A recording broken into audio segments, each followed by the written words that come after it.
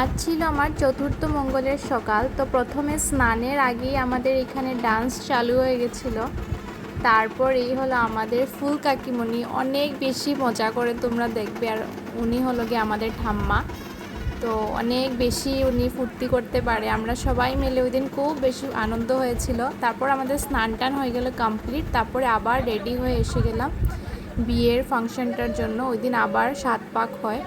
তো এইখানে যে রিচুয়ালটা হয়েছিল ওইটা হলো গিয়ে তোমার বউ দুষ করবে আর বর দুষটাকে ঢাকবে, তারপর ভাত কাপড়ের দায়িত্ব নেওয়া হলো। আর তারপরে সবাই বলেছে নাকি খাওয়িয়ে দিতে হবে, তো তারপর ওই তার জন্য রাজদীপ খাওয়িয়ে দিচ্ছিল।